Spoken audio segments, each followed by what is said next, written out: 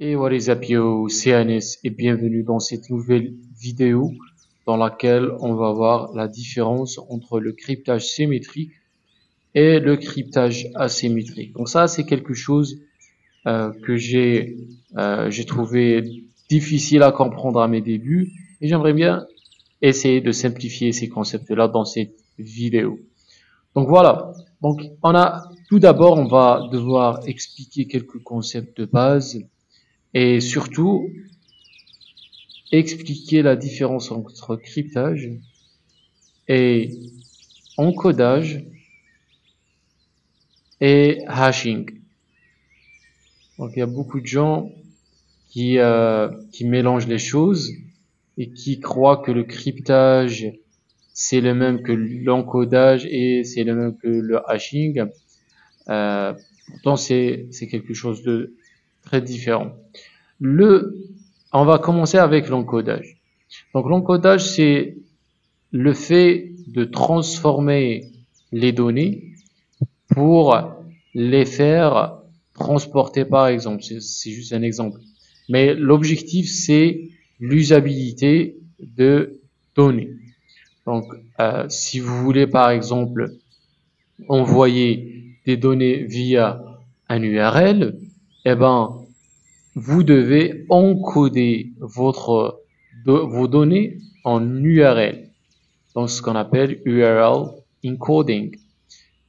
Mais faut toujours savoir que l'encodage c'est en relation avec the usability of data. Si vous voulez par exemple utiliser un autre médium, on le trouve souvent dans les CTF, on utilise le base64 pour l'encodage, pour transporter plutôt les données. Donc ça, c'est l'objectif, c'est pas de dissimuler des données, mais pour transporter, pour l'usabilité des données. Le hashing, si on prend le hashing ici, le hashing est fait surtout pour l'intégrité des données.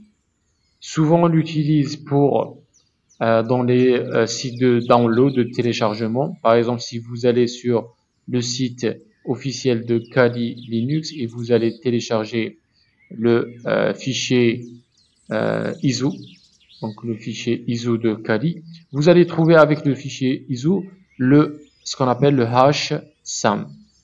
Et ce hashsam, c'est quoi? C'est tout simplement le fait que les créateurs de Kali ont calculé le hash que soit un D5, donc ça c'est des types de hash, ou que soit du SHA2. Donc ils vont calculer le hash, donc ça c'est le hash, admettons que c'est 1, 2, 3, 4, et ils vont vous dire sur le site officiel, voilà le hash de notre fichier ISO de Kali. Et du coup, vous, quand vous allez télécharger le fichier ISO dans votre machine, vous devez avoir le même hash que les créateurs de Kali, le même hash qui est sur le site officiel de Kali.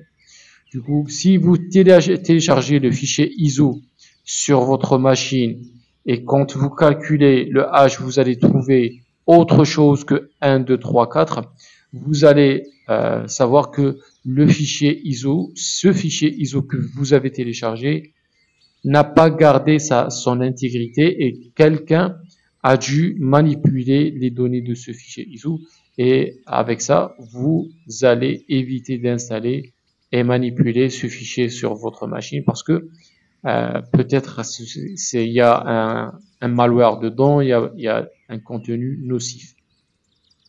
Donc ça, c'est un exemple du hashing. C'est pour garder l'intégrité, pour préserver l'intégrité des fichiers et des données. Un deuxième exemple, c'est quand vous sauvegardez des mots de passe dans une base de données. Donc ça, c'est une base de données. Admettons que ça, c'est la base de données de votre machine Windows. Eh bien, un utilisateur admin, un utilisateur admin va créer un password. Eh bien, Windows ici va stocker le hash du mot de passe c'est-à-dire il va utiliser une fonction de hachage pour créer un hash, et ce hash va être stocké dans la base de données, database. Et du coup, quand admin va loguer encore une fois, Windows va hacher le mot de passe que admin a entré et il va le comparer avec le hash qui est déjà stocké sur la base de données. Si les deux hashes se collent, eh ben, il va laisser l'utilisateur entrer, sinon il va rejeter l'accès. Donc ça, c'est juste quelques exemples de l'utilisation du hashing, juste pour comprendre la différence avec le cryptage. Maintenant, le cryptage, c'est le sujet d'aujourd'hui. Le cryptage, son rôle, c'est de cacher des informations. Donc ici, on a par exemple un utilisateur A et un utilisateur B dans un réseau. Donc ça, c'est le réseau. Et A veut transmettre des données à notre utilisateur B. Donc il peut directement envoyer les données. Donc ça, c'est les données, c'est l'information 1, 2, 3. Mais le problème ici, c'est que dans un réseau, il peut y avoir un attaquant. Et un attaquant qui va employer une attaque MITM, Man in the Middle Attack, MITM, Man in the Middle Attack, va facilement voir cette information. Et du coup, ce qu'on va faire, c'est de simplement crypter, c'est-à-dire cacher ces informations selon un algorithme. Et du coup, quand A va crypter l'information, il va envoyer quelque chose de, par exemple, X, Y, Z. Et quand B va recevoir cette information, il va utiliser ce qu'on appelle une clé de décryptage pour décrypter cette information et la rendre 1, 2, 3. Donc 1, 2, 3 ici, c'est ce qu'on appelle en cryptographie plain text, c'est-à-dire le texte clair. X, Y, Z, c'est ce qu'on appelle ciphertext. Donc ça, c'est le texte après qu'on a utilisé un algorithme. L'algorithme, c'est le cipher. Donc on a utilisé un cipher pour transformer un plain text vers un ciphertext. Et du coup, quand un attaquant qui va employer l'attaque man in the middle, il va tout simplement récupérer X, Y, Z.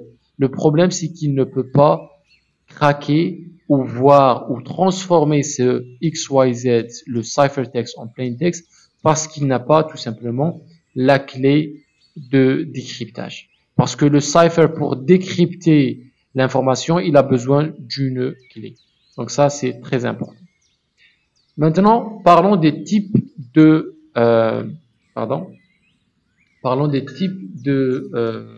trucs de cryptage. On a parlé de cryptage symétrique et asymétrique. On va prendre un autre exemple. Donc ici, dans le cryptage symétrique, l'utilisateur A et l'utilisateur B comme d'habitude. Et là, on a le transfert de données.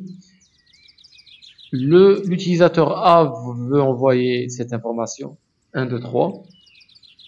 Le cipher de 1, 2, 3, c'est X, Y, Z. Donc, il va envoyer cette information. Comment il a transformé le 1, 2, 3? C'est tout simplement en utilisant une clé. Clé. Donc, on va devoir supprimer ça. Donc, c'est une clé. Voilà, la clé. Et là, quand il a utilisé sa clé, il a pu transformer 1, 2, 3 vers X, Y, Z. Et voilà notre X, Y, Z. Là, il va l'envoyer vers B, l'utilisateur B.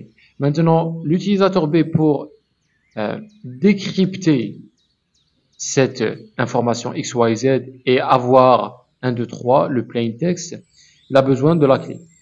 Et là, l'utilisateur A, avant même de commencer d'envoyer l'information, il va envoyer cette clé à l'utilisateur. Voilà. Et du coup, B va avoir sa clé la clé en sa position. Et une fois il va recevoir le ciphertext, il va utiliser cette clé pour décrypter l'information et avoir 1, 2, 3. Donc, comme vous le savez, c'est très clair que cette méthode, elle est plus rapide dans le processing, mais l'inconvénient, c'est que un attaquant ici, qui va utiliser MITM, Man in the Middle Attack, va pouvoir récupérer la clé de cryptage s'il écoute la connexion entre A et B. Et si l'attaquant va avoir en sa position la clé, il peut aussi écouter le ciphertext, le prendre et craquer le ciphertext avec sa clé. Donc l'avantage, c'est que le cryptage symétrique, c'est qu'il est rapide. L'inconvénient, c'est que c'est moins sécurisé que le cryptage qu'on va voir tout de suite. Voilà. Donc si on prend le deuxième exemple, donc ça c'est la symétrique, le cryptage c'est symétrique, symmetric. Le deuxième type de cryptage, c'est le cryptage asymétrique. Donc toujours avec notre utilisateur A et B, et là c'est le chemin de connexion, et on va envoyer l'information X, Y, Z. Donc ça c'est le ciphertext. Maintenant, dans le type asymétrique, l'utilisateur A va avoir une clé privée et une clé publique. L'utilisateur B, la même chose, une clé privée et une clé public. Donc, on va nommer ça private A, public A. Pour le B, private B, public B. Voilà. Maintenant, l'utilisateur A, il a l'information 1, 2, 3 qu'il veut crypter en utilisant une de ces clés. Vous voyez? Et il va envoyer le ciphertext pour l'utilisateur B. Maintenant, l'utilisateur B va devoir décrypter l'information. Maintenant, comment ils vont faire pour échanger les clés? Parce que ici, l'utilisateur A, pour crypter le 1, 2, 3, il va utiliser par exemple sa clé private. Pour décrypter maintenant, il a besoin de la clé public. Et vice versa. Donc, s'il crypte l'information 1, 2, 3 en utilisant public A, il va devoir utiliser private A pour la décrypter. Maintenant, ça c'est un problème parce que B, il n'a pas les informations et les clés de A. Et A ne veut pas partager ses clés avec B parce que ici, il y a potentiellement un attaquant qui va utiliser l'attaque MITM, Man in the Middle Attack. Donc ça, c'est un problème. Et du coup, la solution, c'est tout simplement, il va y avoir un échange de clés de la part de B. Donc B, il va envoyer sa public key, sa clé publique à A. Donc il va envoyer la clé à A. Donc ça c'est public B. Public B va se transférer vers A et l'utilisateur A va tout simplement utiliser cette clé pour crypter cette information. Avec public B, il va créer ce qu'on appelle ciphertext. Et une fois il a créé le ciphertext, il va envoyer ce ciphertext à B. Quand B va recevoir le ciphertext, il va utiliser sa clé private pour décrypter l'information, vu que c'est avec sa clé publique que l'information a été cryptée. Vous voyez bien qu'un attaquant qui est au milieu de la connexion essayant de capturer les informations, même s'il voit le contenu de la clé public B, il ne va pas pouvoir décrypter l'information qu'il a vue aussi ici dans son transfert parce qu'il n'a pas tout simplement la clé private B. Et la clé private B et la clé public B n'ont rien en relation parce que tout simplement vous pouvez pas déduire le contenu de la clé public et private si vous voyez l'un des deux des clés. Donc ça, c'est un algorithme très complexe qui va permettre que chaque clé est indépendante et vous ne pouvez pas craquer l'autre clé en ayant la première clé. Donc voilà comment le process se passe. Ça va permettre, l'avantage c'est que c'est beaucoup plus sécurisé. Vous voyez bien que même un attaquant qui a pu voir le ciphertext et qui a pu voir la clé publique de l'un des deux, il ne peut pas craquer et décrypter l'information. L'inconvénient, c'est que cette connexion est beaucoup plus lente que la connexion ou le cryptage symétrique. Ça demande beaucoup plus de ressources et le processing de ce cryptage est beaucoup plus gourmand que le cryptage symétrique. Donc voilà, j'espère que ça a été clair pour ce type de cryptage, le cryptage asymétrique. Et j'espère que ça a été bénéfique pour vous. Si vous avez des questions, vous pouvez les mettre dans la section de commentaires, les pouces bleus. Et on se retrouve dans la prochaine vidéo. Peace.